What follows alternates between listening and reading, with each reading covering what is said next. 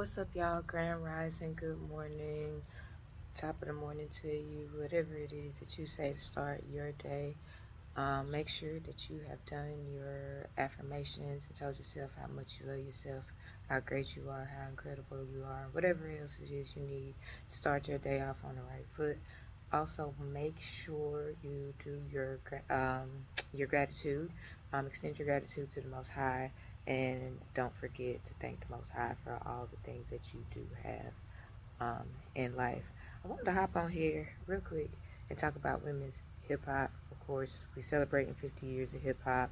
The VMAs were last night. Women's hip hop is on the rise, and um, women's hip women's hip hop is getting a lot of flack, and some of it is fair criticism. I think, and if you're open and honest and objective, and you really are aware and woke enough to understand, some of the criticisms are fair. So let me go ahead and say that I'm not really gonna dig too deep into the criticisms and why I think they are fair, at least not today. But I wanted to talk about um, the parallel of women's hip hop and where it is in comparison to male hip hop.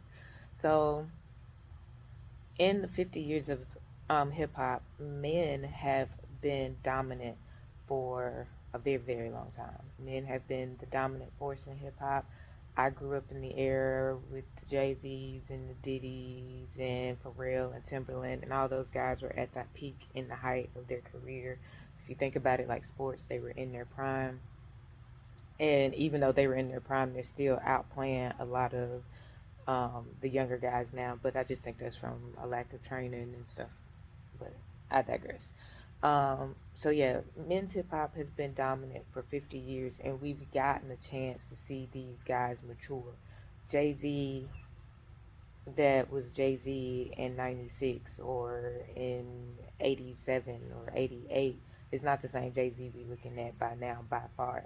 That man has gone through tremendous growth when we look at Bun B and Trill Burgers and T.I. and what he's done, and 50 Cent and what he's done. And regardless of how we feel about these guys on the personal level, I'm just saying on a where they started from.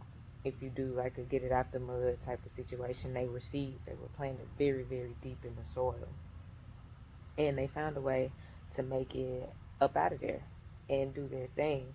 And I think now we're seeing this with women's hip hop, and we're just seeing it on steroids, and that's something that we're not used to.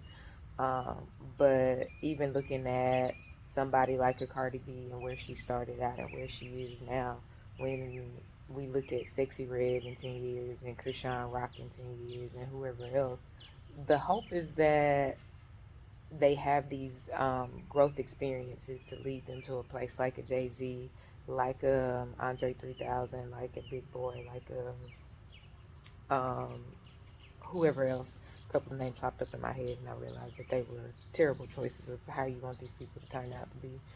But I think that's the point. With men's hip hop, we have seen men literally get to go through their mature phase. Where women, yes, Eve, we see where she is now, married to a multimillionaire. We see where Missy Elliott is like iconic.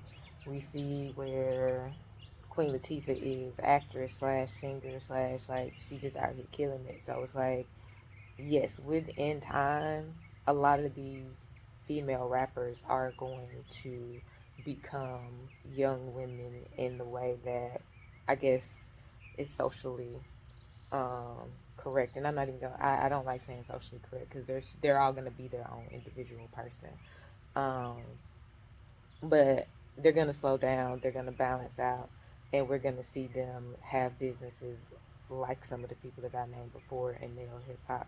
So, with that, just to wrap up, it's a grace thing. So give the female rappers grace.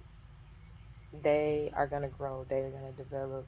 They are going to become just like the men in hip hop, and some of those men went to prison. Some of those men are dead now. Um, and that's life. That's part of the game. You don't want that for anybody, but that's a part of the game. And learning from the people who come before you and their mistakes. and things like that.